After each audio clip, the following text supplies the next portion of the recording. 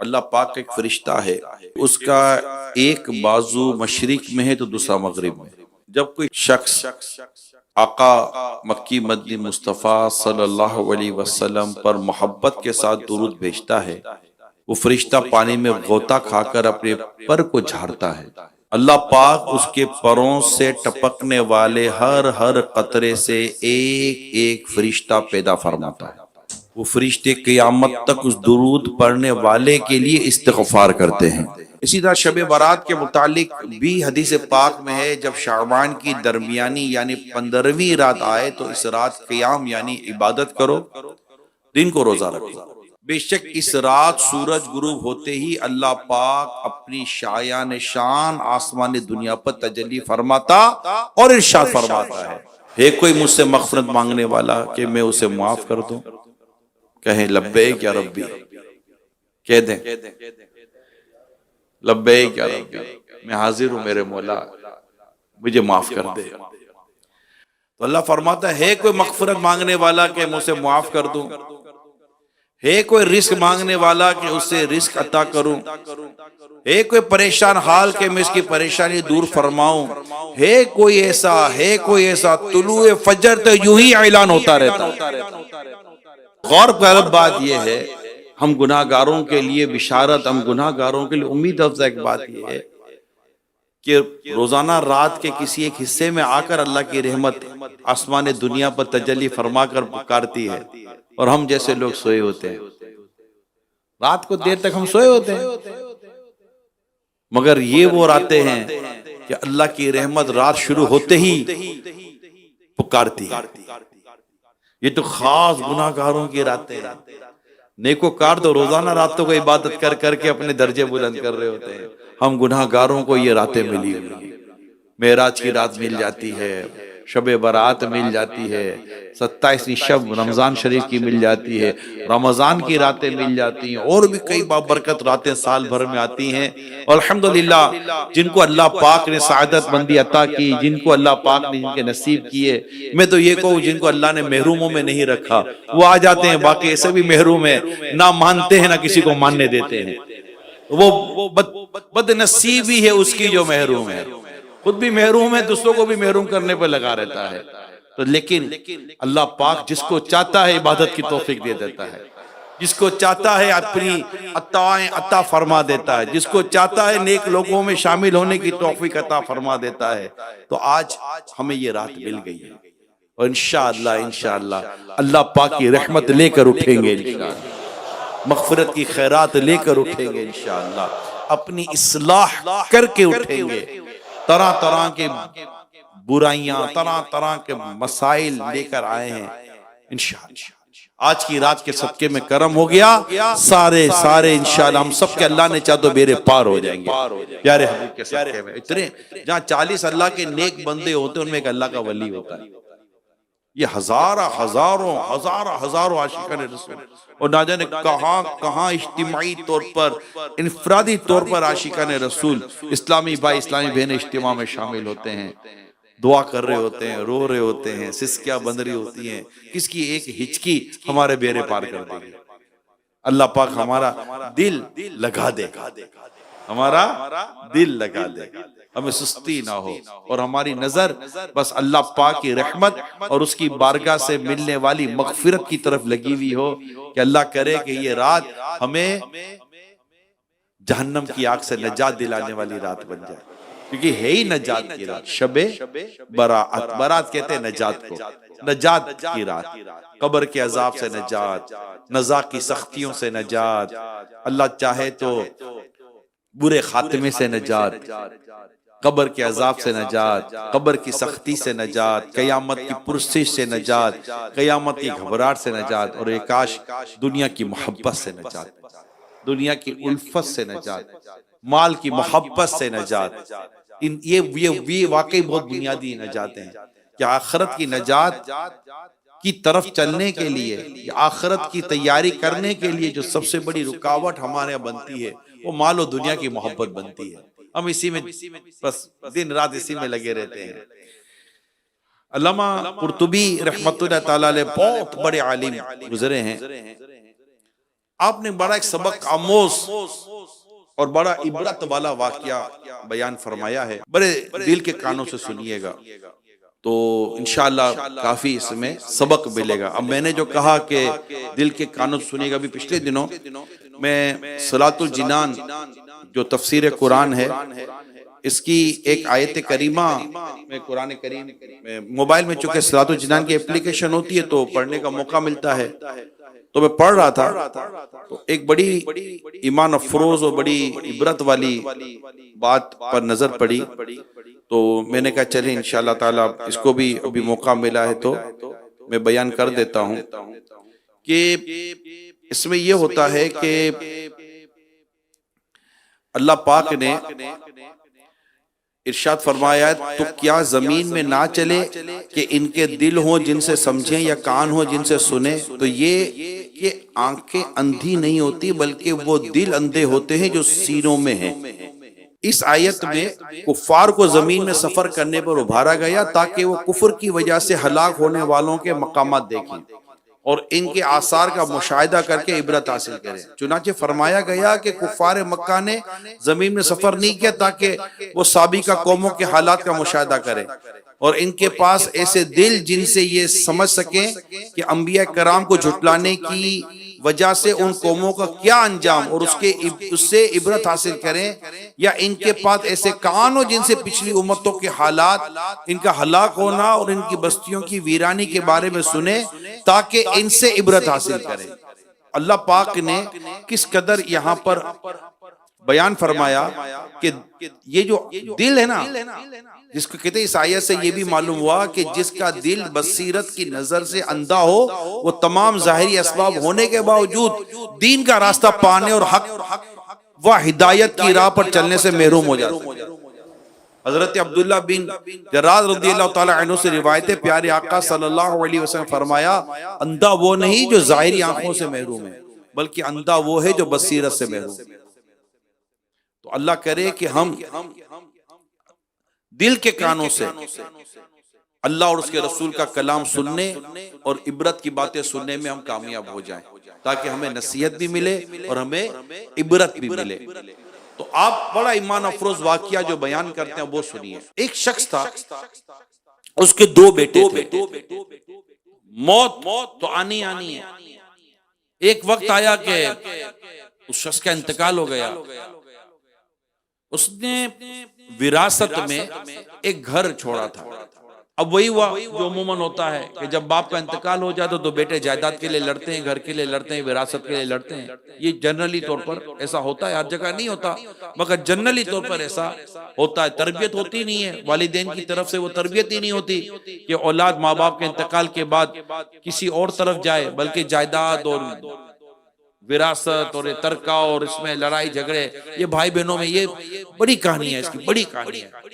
सोची नहीं है, माल की मोहब्बत ने अंधा किया हुआ होता है, लड़ते झगड़ते। अब ये दोनों भाइयों में लड़ाई हो गई ये घर के मामले में।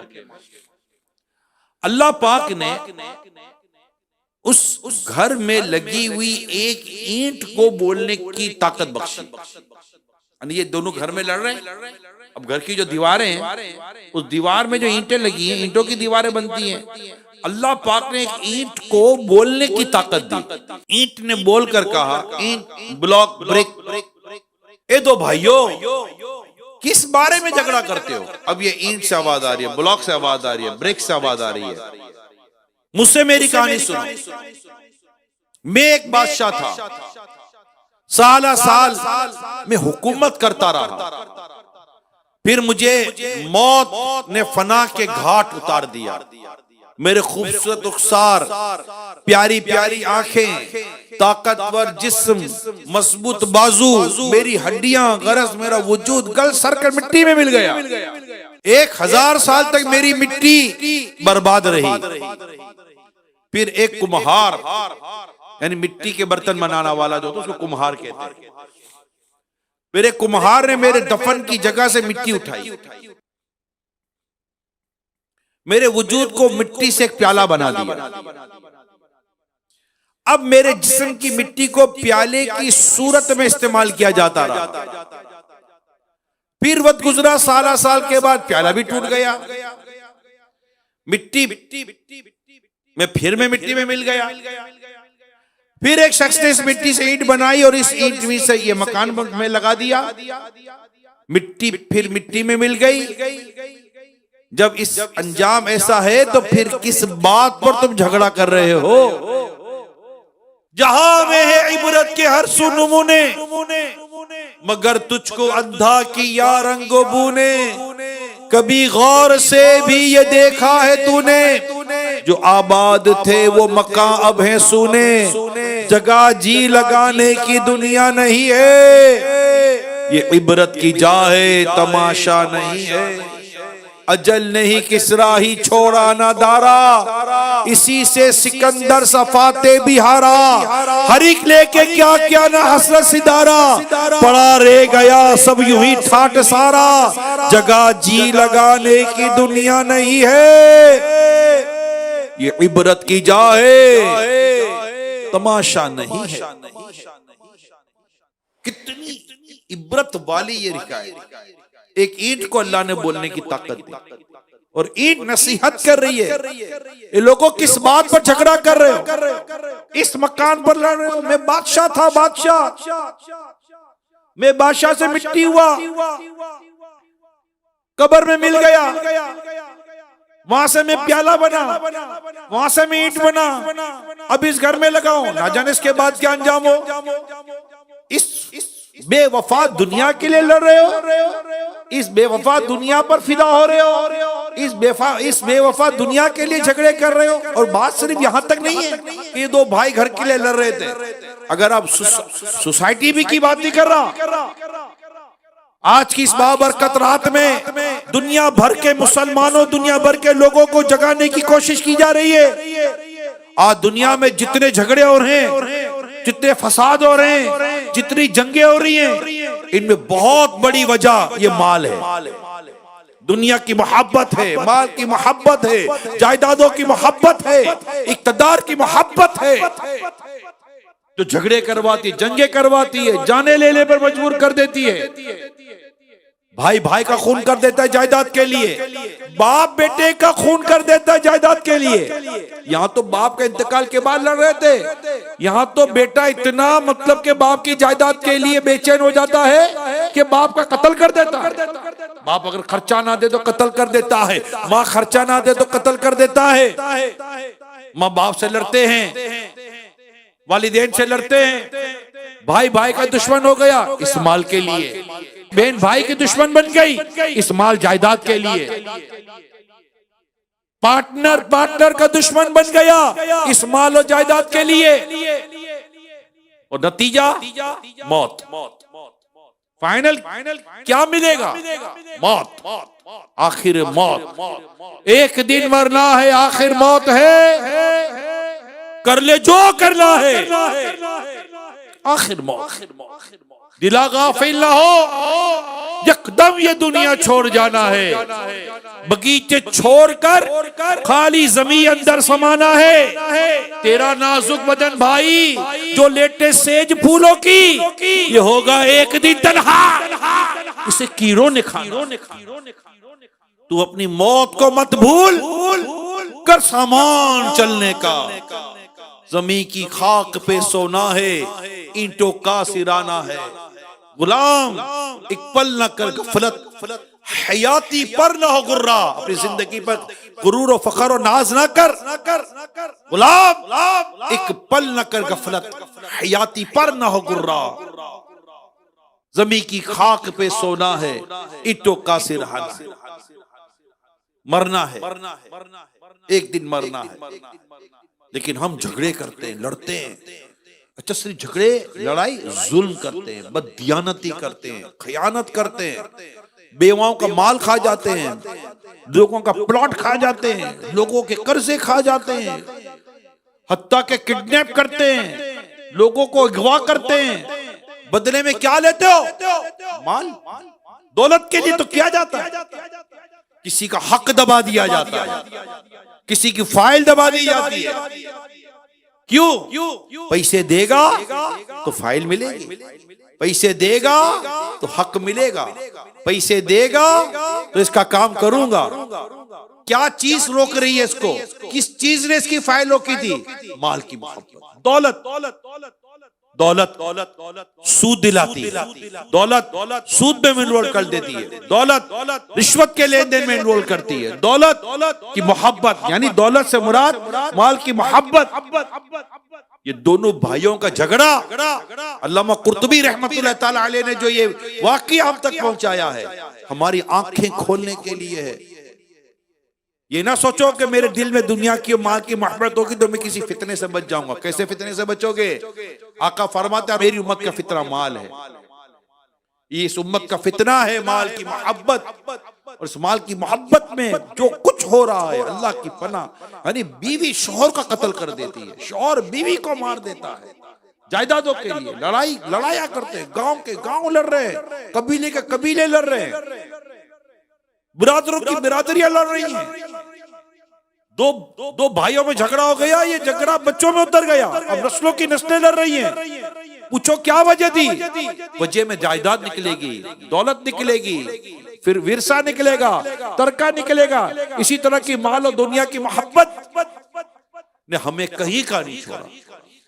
आपस में लड़ाइयां झगड़े, फिर गुस्सा, फिर कत्लो गारत गिरी। यानी अब सोचिए कि ये एक दुनिया की मोहब्बत, माल की मोहब्बत ना हक कत्ल करवाती है, जुल्म करवाती है, इगवा करवाती है, रिश्वतें दिलवाती है, ना जाने कितने गुनाह करवाती है।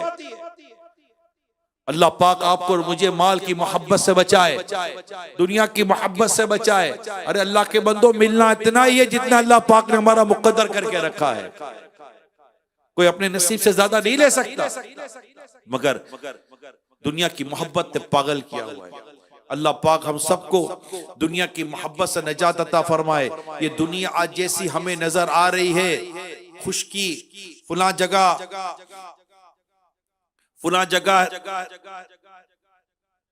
जमीन, यानी खुशकी से मुराद जमीन, फुला जगह दरिया, फुला जगह समुंदर। शायद आज से हजारों साल पहले ये ऐसे नहीं थे। यहां ना जाने कौन कौन दफन है। यानी जब हम दुनिया का जायजा लेते हैं तो जहां समुद्र नजर आते, क्या पता समुद्र कितने पीछे चले गए, आगे चले गए। जो जमीन हमें खुश नजर आती, क्या पता कल ये खुश नहीं थी हजारों साल पहले। हजारों साल पहले जमीन का क्या हाल था हमें नहीं पता, वो आबादियां कहाँ है हमें नहीं पता, वो नेस्तो नाबूद होने वाली जगह कहाँ है हमें नहीं पता, कई जगह हमें नहीं पता, कई जगहों के निशान बाकी है, कई जगहों के निशान मिट गए। अनकरीब हमें भी इस दुनिया से जाना है। आज से शायद 1-2 सदियों के बाद हमारा कोई नामो निशान भी नहीं होगा, हमारी कब्रों के निशान मिट जाएंगे। पता नहीं जहां हम दफन होंगे वहां क्या होगा, अल्लाह बेहतर जानता। अल्लाह मदीने में मौत अता कर दे, अल्लाह आफियत की मौत अता फरमा दे। मुमकिन है हमारे कब्रों के नामो निशान मिट जाएं। शायद 100 साल के बाद हमारे घरों में हमारी जगह कोई और आबाद होगा, हमारी जायदाद किसी और के नाम पर होगी। जैसे आज बिलफर्ज हमारे परदादा, और इसके ऊपर अगर हम बात करें तो इनको कौन जानता पहचानता है, किसको पता वो कहाँ रहते थे कहाँ नहीं रहते थे। यूं ही जब हमारे 100-200 साल निकल जाएंगे और आज हम जहाँ रह रहे हैं उनका पता नहीं किसको पता होगा कि नहीं पता होगा। अल्लाह पाक हमें अक्ल सलीम अता करे, हमें सोचने की सलाहियत अता करे, हमें गुजरे हुए वाक़या से इबरत हासिल करने की तौफीक अता करे। फ़अतबिरू या उलिल अब्सार, इबरत हासिल करो ए नजर वालों। इसलिए कहते जहां में है इबरत के हर सू नमूने, मगर तुझको अंधा किया रंग, कभी गौर से भी ये देखा है तूने, जो आबाद थे वो मकाम अब है सुने। हदीस पाक में इंसान की हर चीज गल जाएगी, रीढ़ की हड्डी नहीं गलेगी। इससे क़यामत के दिन मखलूक को दोबारा बनाया जाएगा। किताबों में लिखा है रीढ़ की हड्डी में एक बारीक सा जर्रा होता है जिसे अजबुल ज़म कहते हैं। ये इतना बारीक होता है जो खुर्दबीन यानी माइक्रोस्कोप से भी नजर नहीं आता। रोजे क़यामत इसी से इंसान को दोबारा बनाया जाएगा। हाँ, यह एक बात यहाँ वजाहत करता चलो, और ये बड़े तवज्जो की बात है और जहन में रखने वाली बात है कि अंबिया किराम अलैहिमुस्सलाम वो बुलंद रुतबा हस्तियां हैं कि इनके पाक जिस्मों को जमीन कुछ भी नहीं नुकसान पहुंचा सकता। हदीस पाक में इन्नल्लाह हर्रमा अलल अर्दी अन ताकुल अजसादल अंबिया, यानी बेशक अल्लाह पाक ने नबियों के जिस्मों को नुकसान पहुंचाना जमीन पर हराम फरमा दिया। ये इब्ने माजा की हदीस मैंने आपको सुनाई है। एक हदीस पाक में अल अंबियाउ अहयाउ फी कुबूरिहिम युसल्लून, यानी अंबिया कराम अपने मज़ारात में जिंदा हैं, नमाज पढ़ते हैं। यानी अंबिया कराम अपने मज़ारात में जिंदा नमाज पढ़ते हैं। इमाम अहले सुन्नत आला हज़रत का एक शेर सुनिए, इसमें बड़ी प्यारी वज़ाहत आला हज़रत अलैहि रहमान ने फरमाई है, अंबिया को भी अजल आनी मगर ऐसी के फकत आनी, फिर उसी आन के बाद उनकी हयात मिसले साबिक वही जिस्मानी। अंबिया किराम के सदके और वसीले से और भी कई खुश नसीब है जिनके जिस्मों को जमीन नुकसान नहीं पहुंचा सकती, नहीं पहुंचाती। मसलन औलिया किराम के मुबारक जिस्म कब्र में सलामत रहते हैं। तिरमिज़ी शरीफ में पिछली उम्मतों के एक वलीउल्लाह जिनको उस जमाने के बादशाह ने शहीद कर दिया था, मुसलमानों के दूसरे खलीफा हजरत सैयद उमर फारूक आजम रज़ियल्लाहु ताला अन्हु के दौरे खिलाफत में उनकी कब्र खुल गई। लोगों ने आंखों से देखा कि उनका जिस्म पाक बिल्कुल सही सलामत। शहीद होते वक्त जब उन्होंने जख्म पर हाथ रखा था, अब भी इसी तरह रखा था, हाथ हटाया गया तो जिस्म से ताजा खून जारी हो गया। तो ये जिनके जिस्म अल्लाह सलामत रखेगा, कब्र में उनके जिस्म सलामत रहेंगे। ये बात भी हमारे पेश नजर है। इसी तरह हदीस पाक में है, सवाब की खातिर अजान देने वाला खून में तड़पते शहीद की तरह, इसकी कब्र में कीड़े नहीं आएंगे। सवाब की खातिर अजान देने वाला। रसूल अकरम सल्लल्लाहु ताला अलैहि वसल्लम फरमाया, जब हाफिज कुरान इंतकाल करता है तो अल्लाह पाक जमीन को हुक्म देता है कि इसके गोश्त को मत खाना। जमीन अर्ज करती है, मेरे मौला मैं इसके गोश्त को कैसे खा सकती हूँ, हालांकि तेरा कलाम इसके सीने में है। अल्लाह नसीब कर दे कुरान याद करना, कुरान हिफ्ज करना। जिनको अल्लाह तौफीक दे, खुद करे, अपने बच्चों को हाफिज बनाए, अपने बच्चों को आलिम बनाए। इंशाअल्लाह इनका भी दुनिया और आखिरत में कब्र में बेड़ा पार होगा। क्या पता इनके सदके हम पर भी करम हो जाए। क्या बात है। अल्लाह पाक हम सबको दुनिया और आखिरत की भलाइयां नसीब फरमाए। हमारा मिट्टी का जिस्म एक दिन फिर मिट्टी में मिल जाएगा, अगरचे जिस्म गल सर के मिट्टी में मिल जाए, हवाएं खाक उड़ाकर इधर उधर बिखेर दें, इसका मतलब हरगिज ये नहीं कि हम बिल्कुल भूले बिसरे हो जाएंगे। नहीं, ऐसा नहीं है। मौत से लेकर कयामत के दिन उठने तक का अरसा बरज़ख है। ये अरसा मिट्टी के नीचे गुजरा तो वो कब्र, किसी को शेर वगैरह जानवर चीर खाया तो वो इसकी कब्र शुमार होगी, कोई समुंदर में डूब गया तो वही कब्र समझी जाएगी। गरज के मरने के बाद इंसान जहां भी है, जिस हालत में है, अल्लाह पाक ये कुदरत रखता है कि उससे इसके अमाल की जजा या सजा, और जजा या सजा का मामला बिल्कुल हक और सच है। यानी जहां अल्लाह चाहेगा उसको सजा भी देगा, जजा भी देगा। कब्र में उतरना ये लाजिम नहीं है। इसकी मैं आपको एक वाकया सुनाता हूं। कहते हैं एक बादशाह था, इसका जब आखिरी वक्त आया, इसने अपने बेटों को बुलाया और एक अजीब वसीयत की बेटों को। कहने लगा, जब मैं मर जाऊं तो लोहे का एक ताबूत बनवाना, फिर मेरी लाश को इस ताबूत में रख देना। यानी लोहे के संदूक में मेरी मैयत को, मेरी लाश को रख देना मेरे मरने के बाद। फिर इस संदूक को दफन मत करना, बल्कि कमरे की छत के साथ लटका देना। ये इसने बयान क्यों? ताकि मैं अजाब कब्र से बच जाऊं। कब्र में उतरूंगा तो मुझे अजाब होने, इसका था कि मुझे अजाब ना हो जाए। कब्र की वहशत से बच जाऊंगा, कब्र के अंधेरे से बच जाऊंगा, इस तरह जो भी इसने नियत की होगी। बेटों ने वसीयत पर अमल किया। जब बादशाह का इंतकाल हो गया, अब इबरत की बात सुनिए, जब बादशाह का इंतकाल हो गया तो लोहे का ताबूत बनवाया गया, उसके अंदर बादशाह की लाश को रखकर उस ताबूत को लोहे के एक बड़े संदूक में रखा गया। फिर उस संदूक को जंजीर वगैरह के जरिए कमरे में लटकाकर कमरा बंद कर दिया गया। अब जब रात हुई तो अचानक कमरे के अंदर से कुछ आवाज आने लगी। बेटे कमरे की तरफ दौड़े, दरवाजा खोला, देखा तो संदूक हिल रहा था। उन्होंने संदूक को नीचे उतारा, खोला तो ये देखकर हैरान रह गए कि संदूक के अंदर ताबूत है। इस ताबूत के अंदर बादशाह की लाश, और बादशाह की लाश के ऊपर एक खौफनाक सांप, और इसके चेहरे को वो सांप काट रहा है। अब जाहिर संदूक में जाने का कोई रास्ता ही नहीं है, कोई सुराख ही नहीं है, फिर सांप कैसे अंदर चला गया? बादशाह के बेटों ने सांप को बाहर निकाला और उसे मार दिया। संदूक को फिर बंद किया और पहले की तरह कमरे में लटका दिया। अब ये रात तो जैसे तैसी थी गुजर गई। अगली रात को फिर कमरे से आवाजें आने लगी। बेटों ने फिर कमरा खोला, देखा कि संदूक हिल रहा है। चुनाचे संदूक उतारा गया। अब खोला तो पहले वाले सांप से भी बड़ा बादशाह के सीने पर सांप चढ़ा हुआ था।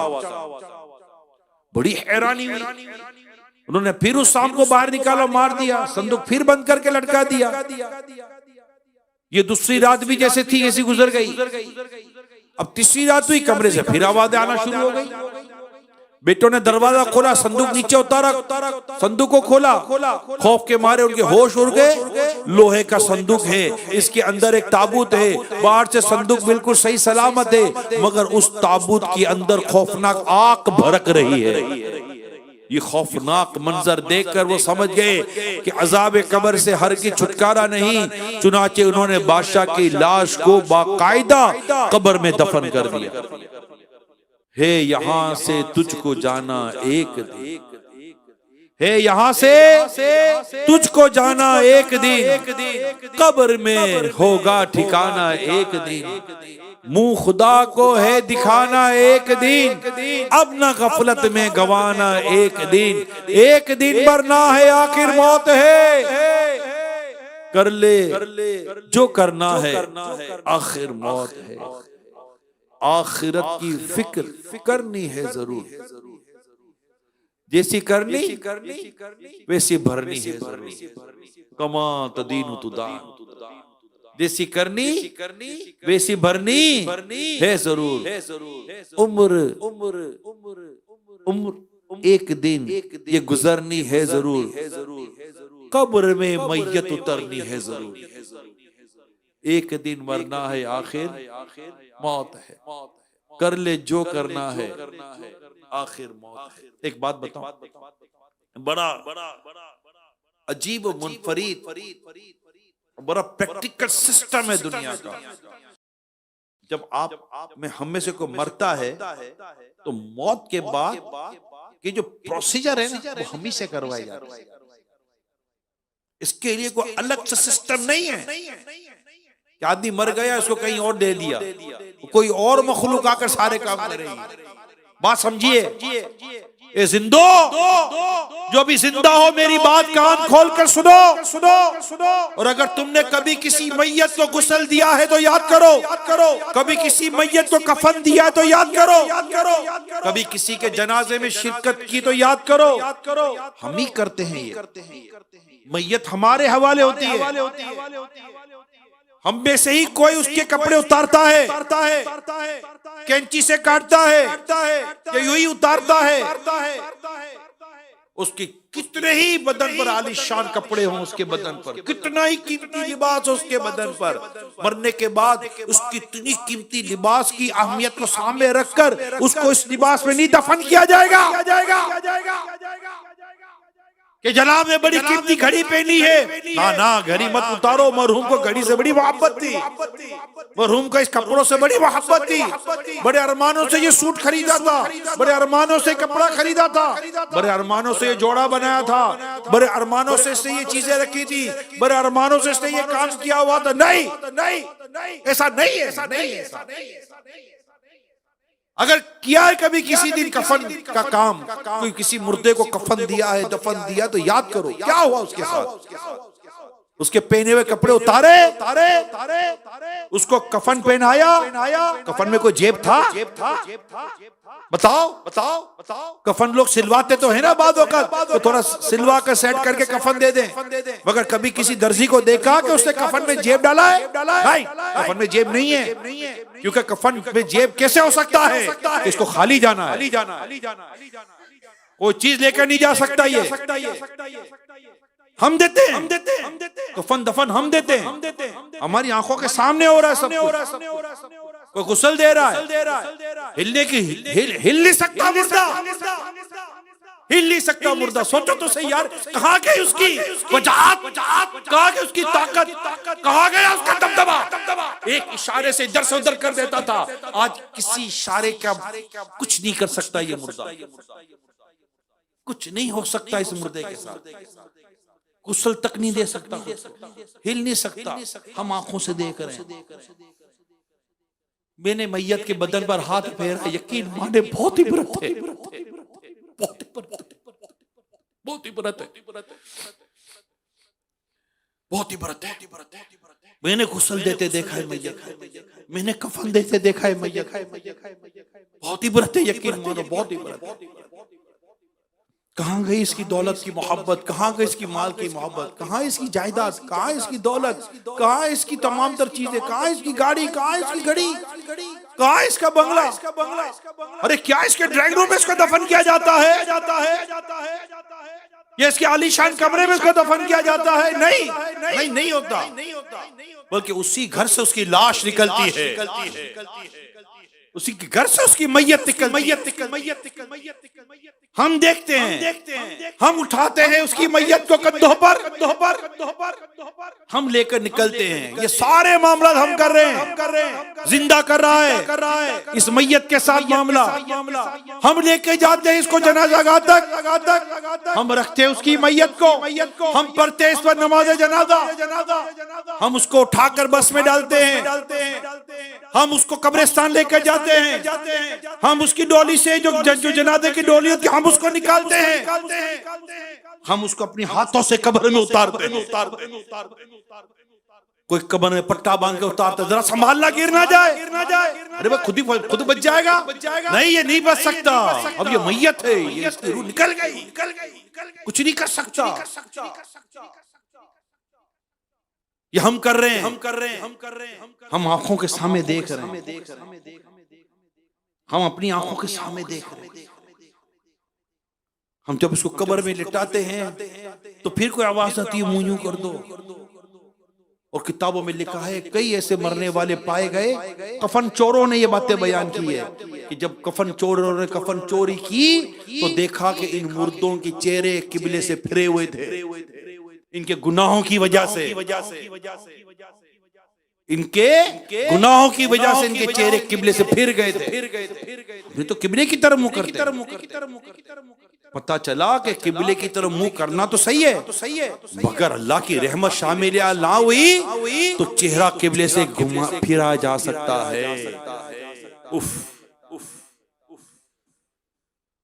फिर हम ही मिट्टी डालते इसकी कफन पर, हम ही स्लेब लगाते हैं इसकी कब्र पर, एक किरण तक कब्र में नहीं उतरने देते, किरण तक रोशनी की किरण नहीं जानी चाहिए इसकी कब्र के अंदर, एक हवा नहीं जानी चाहिए इसकी कब्र के अंदर। ये सारे फॉर्मेलिटी हम पूरी कर रहे हैं, ये सारे तरीके कार हम पूरे कर रहे हैं, हमारी आंखें देख रही हैं, आवाजें आ रही हैं, जरा हवा मिट्टी डाल दो, अरे वह पत्थर फंसा दो, पत्थर, ताकि हवा ना जाए, रोशनी ना जाए। फिर उसी कब्र पर मनो मिट्टी डाल दी, मुर्दा देख रहा है, हाँ मुर्दा देख रहा है, अक्ल सलामत है, उसको सब पता है मेरे साथ क्या हो रहा है। और इससे पहले की एक बात बयान भी करता चल, अल्लाह करे इबरत मिल जाए, अल्लाह करे इबरत मिल जाए। इससे पहले की बात बयान करता चलो, मरने से पहले कोई शख्स नहीं जो अपना ठिकाना ना देख ले। हर शख्स को मरने से पहले अपना उसका ठिकाना बता दिया जाता है कि तू जन्नत में जाएगा या जहन्नम में जाएगा। अगर मरने वाले ने देख लिया कि मेरे लिए जहन्नम में, अल्लाह ना करे, और उसके देखने के बाद उसकी रूह निकलती है, वो मुर्दा तमन्ना करता है कि मुझे कहीं ना लेके जाओ, मुझे यहीं रहने दो। उसको पता है आगे अजाब कब्र उसका इंतजार। और जब नेकोकार मरता है और मरते वक्त देखता है कि मेरा ठिकाना जन्नत है, तो वो चाहता है मुझे जल्दी लेके जाओ ताकि मैं अपने इनाम को पाऊं। हमें नहीं पता हम जब मरते हैं तो हमारे साथ क्या होता है, हमें नहीं पता, हमें कुछ भी नहीं पता। मौत के बाद क्या कैफियत बनती है हमें नहीं पता। कलीमा याद रहता है नहीं रहता हमें नहीं पता। अल्लाह पाक हमारी कब्र को रोशन करे, हमें कब्र में घबराहट ना हो। हजरत सैयदना फकी अबू लैस समरकंदी रहमतुल्लाह ताला अलैह फरमाते हैं, बंदे को चाहिए कि 4 काम इख्तियार कर ले और 4 कामों से रुका रहे। जो ऐसा करेगा वो अल्लाह पाक के फजलो करम से कब्र की तन्हाई और घबराहट से बच जाएगा। 4 काम जो करने वाले हैं वो कौन से हैं? नंबर 1 नमाज, नंबर 2 सदका, नंबर 3 तिलावत, नंबर 4 अल्लाह पाक का कसरत से जिक्र। और जिन कामों से बचना है 4, वो कौन से हैं? झूठ, खयानत, चुगली और पेशाब की छींटे। अल्लाह पाक हमें खुशू और खुजू के साथ नमाज पढ़ने की और सही तौर पर नमाज पढ़ने की और पूरी ईमानदारी और सच्चाई के साथ और सीख कर नमाज पढ़ने की अल्लाह पाक हमें तौफीक अता फरमाए। हम नमाजी तो बने, बेनमाजी सोचिए यार, नमाज भी नहीं पढ़ता और बातें इसकी सुनो तो वो बातें ही बातें। अरे खुदा के बंदे नमाज तो पढ़। नमाज नहीं पढ़नी, नमाज बहुत आला इबादत है। नमाज दिन का सुतून है, नमाज प्यारे आका की आंखों की ठंडक है, नमाज बारगाह इलाही में हाजिरी का जरिया है, नमाज मोमिन की मेराज है, नमाज कुर्बे इलाही का वसीला है। नमाज को अल्लाह पाक की, नमाजी को अल्लाह पाक की मदद हासिल होती है, कामयाबी अल्लाह अता फरमाता है। नमाज गुनाह मिटाती है, नमाज रूह को करार देती है, नमाज ज़ाहिर और बातिन को संवारती है, नमाज रिस्क में बरकत लाती है, नमाज कब्र में काम आएगी, नमाज कब्र की घबराहट और अज़ाब कब्र से बचाएगी। अल्लाह पाक अमल करने की तौफीक अता फरमाए। आमीन आमीन बिजाहि खातमी नबिय्यीन सल्लल्लाहु तआला अलैहि वसल्लम।